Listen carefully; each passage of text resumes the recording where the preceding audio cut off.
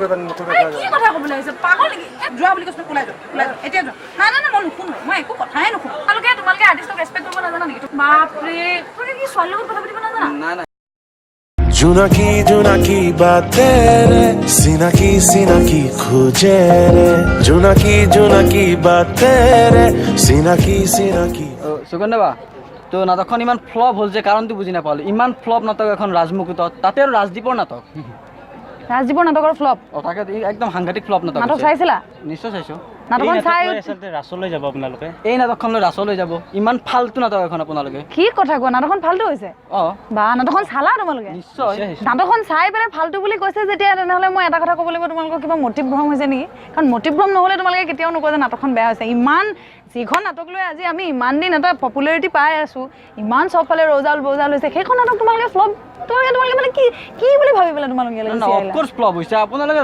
দৰ্শকে কৈ গৈছে না আমি কোৱা নাই অকল কি কথা ক'বলৈ আহিছে পাগল নেকি আহিবলৈ কোনে দিলেনো যোৱা বুলি কৈছো ওলাই যা এতিয়া যোৱা না মই নুশুনোৱে মই একো কথাই নুশুনো নাই কথাটো বুজাই দিয়ক তোমালোকে আৰ্টিষ্টক ৰেছপেক্ট কৰিব নাজানা নেকি তোমালোকে কিবা এটা বেয়া পাইছা ঠিক আছে বেয়া পাইছা তোমালোকে মই আকৌ প্ৰথমতে ভাবিছিলো তোমালোকে ধেমালি কৰি আছা মই এইটো কাৰণে মই ভাবিছিলো প্ৰথমতে ধেমালি কৰি আছে বুলি মই এইটো কাৰণে হাঁহিয়ে উত্তৰটো দি আছিলো এতিয়া কথা হ'ল তোমালোকে আৰ্টিষ্টক ৰেছপেক্ট কৰিব লাগে তোমালোকে ঠিক আছে নাটকখন ভাল হোৱা নাই তুমি ৰাজদীপৰ বিষয়ে ইমান বেয়াকৈ এটা কমেণ্ট কৰি দিছা আৰে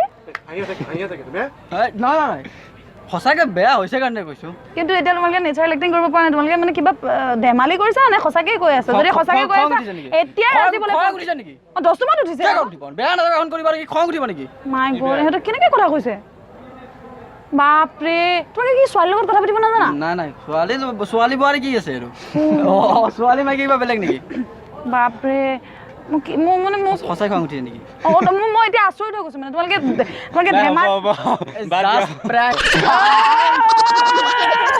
মই প্ৰথমতে ভাবিছিলো ধেমালি বুলি কিন্তু যেতিয়া মাজতে মানে মোৰ এনেকুৱা লাগিল মই সঁচাকৈ চিৰিয়াছ হৈ গ'লো মই বোলো তোমালোকে সঁচাকৈ চিৰিয়াছলি কৈছা নি আৰু ৰাজদীপক ইমান ডাঠি গালি পাৰি আছে মই তেতিয়া আৰু বেছি চখ হৈ গ'লো তোমালোকে ইমান গালি পাৰিছা তাত এইটো কিন্তু ধেমালি দলৰ ৰাজদীপ দাই চাব লাগে দেই বৰ কিন্তু ধুনীয়াকৈ কোৱা নাই কথাটো বেয়া নাপাব হা আমি ইয়াৰ এখন নলবাৰীৰ হয় বা নলবাৰী লোৱাৰ দম কিন্তু মানি গৈছে সকলোৱে কয়তো আমি য'ত যাওঁ কেনে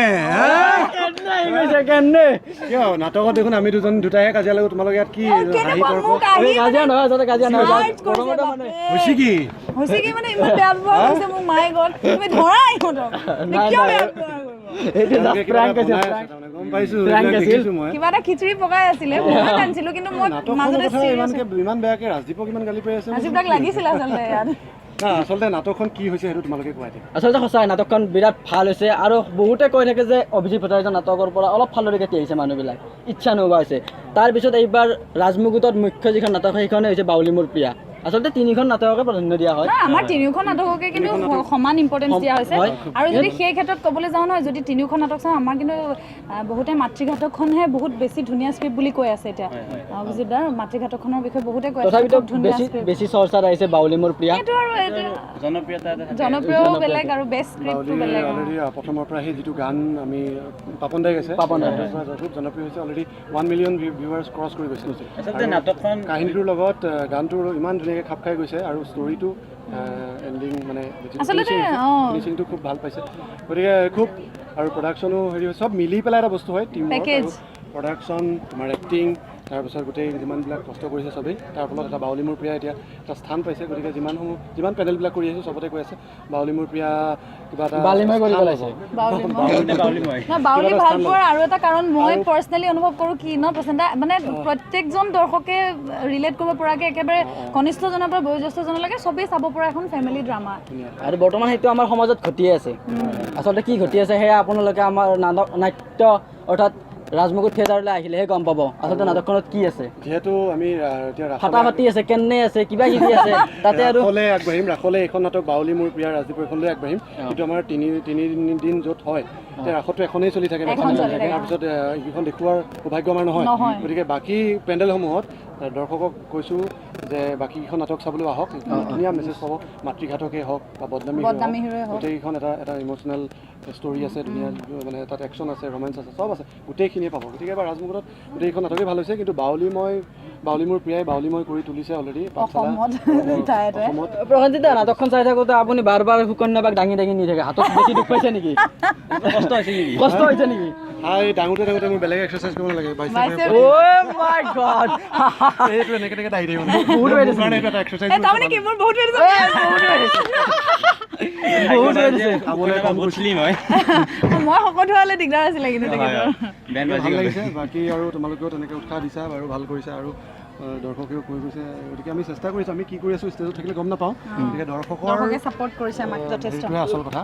আৰু ছ'চিয়েল মিডিয়া আমাক খুব বেছি ছাপোৰ্ট কৰিছে, কিন্তু এটা ছ'চিয়েল মিডিয়া এটা পুছ দিছে, যিটো আচলতে ছ'চিয়েল মিডিয়া ছাপোৰ্ট কৰা বুলি নহয়, ভাল নাটক হ'লে সকলোৱে ছাপোৰ্ট কৰিব। আচল কথা সেইটোহে। তাত অভিজিত ভট্টাচাৰ্যৰ নাটক হওক বা ৰাজদীপৰ নাটক হওক, কোনো প্ৰাধান্য নিদিয়ে, বা অভিনেত্ৰী গ্লেমাৰ থাকিলেই বা নাটক হিট হ'ব, তেনেকুৱা কোনো কথা নাহে চাগে। চৰিত্ৰৰ স্ক'প পালে বা চৰিত্ৰ এটা কৰিবলৈ পালে খুব ভাল লাগে। সেইটো কৰি পেলাই প্ৰাণ দিবলৈ চেষ্টা কৰিলে ভালে। নাটকখন ষ্টৰিটো, কাহিনীটো মেইন, কাহিনীটো দৰ্শকে যদি লৈ লয়। আৰু এইবাৰ ৰাজমুকুটৰ তিনিওখন নাটকক ভাল পোৱাৰ কাৰণ এটাও যে তিনিওখন নাটকৰ আমাৰ তিনিটা বিভিন্ন ৰুচিৰ তিনিখন নাটক, তিনিজন দিগ্গজ নাট্যকাৰৰ তিনিখন নাটক, তেওঁলোকৰ প্ৰত্যেকৰে ফ্লেভাৰ বেলেগ। গতিকে আমি এনেকুৱাকৈ ক'ব নোৱাৰি যে বাউলীখনেই আটাইতকৈ ভাল বুলি। তিনিওখন নাটকৰ তিনিটা বেলেগ বেলেগ কাহিনী, আৰু তিনিওখন নাটকে কিন্তু সদায় চাই পেলাই মানুহে কয় এইখনে ছেকেণ্ড নাইট দিব লাগিছিলে, এইখনে দিব লাগিছিলে। আমাৰ এতিয়া কথাবিলাক খুব খৰ হৈ গৈ থাকিব, ফাষ্ট হৈ গৈ থাকিব, কাৰণ আমাৰ আকৌ ছেকেণ্ড শ্ব' আছে, দুটা বেল মাৰিলে। এতিয়া আমি ওলাব লাগিব, খাব লাগিব, কিবা কৰিব লাগিব আকৌ। অ'কে, তো শেষত আমাৰ এই যিটো চেনেল আমাৰ মাইণ্ড চাৰ্জাৰ এটা ইউনিক চেনেল হয়, ত' সেই চেনেলতে আপোনালোকে দৰ্শকক আদৰি ল'বলৈ ক'ব নে লাঠ মাৰি দিব লাগিব? মোৰ ফালৰ পৰা মই কওঁ যে এতিয়া ছ'চিয়েল মিডিয়াত এনেকুৱা ধৰণৰ চেনেলছবিলাক, ইউটিউব চেনেলবিলাকে যথেষ্ট পপুলাৰিটি লাভ কৰিছে, আৰু যুৱ প্ৰজন্ম ওলাই আহিছে, বিভিন্ন ধৰণৰ চেনেল বনাইছে। তোমালোকৰ চেনেলটোৱে সমানে পপুলাৰিটি লাভ কৰক, আৰু ভাল ভাল গঠনমূলক কাম কৰা, যাতে সমাজত কিবা এটা ইতিবাচক চিন্তা এৰি দিব পৰা, তেনেকুৱা ধৰণৰ কাম কৰা, সেয়া আশা কৰিম। তোমালোক আমাৰ ভৱিষ্যত, গতিকে we wish you all a very very very good luck. আৰু ছেম টু হাৰ, যিখিনি ক'লে সেইখিনিকে শুভেচ্ছা থাকিল এই চেনেলটোৰ সকলোসমূহ সদস্য। মাইণ্ড চাৰ্জাৰ মানুহৰ মনৰ বেটাৰীক চাৰ্জ দিয়াৰ উদ্দেশ্যে বনোৱা গৈছে আচলতে। প্ৰথমতে আহি পেলাই সেইটো কাৰণে তোমালোক ইমান চাৰ্জ প্ৰথমতে চাৰ্জ দিছিল নেকি? চাৰ্জ দিছিলা, মই বোলো কি হ'লে সিহঁতক বাহিৰলৈ পঠাই দিয়ক, মই কেনেকুৱা ভয় খালো ফ্ৰাংক নে কি কৰি দিলা। Thank you. আমি আকৌ ওলাব লাগে second show'. Thank you, bye. আমাৰ নাটক বাউলী মোৰ প্ৰিয় একদম ফাটাফাটি হৈছে। আপোনালোক আহিব লাগিব আমাৰ ৰাজমুকুট থিয়েটাৰ, একদম ফাটাফাটি। গতিকে আমাৰ বাউলী মোৰ একদম ফাটাফাটি হৈ আছে। গতিকে আপোনালোক আহক আৰু ৰাজমুকুট থিয়েটাৰলৈ আহক আৰু আমাৰ নাটকখন উপভোগ কৰক। সকলোৱে নাটকখন চাই ভাল পাব, একদম ফাটাফাটি।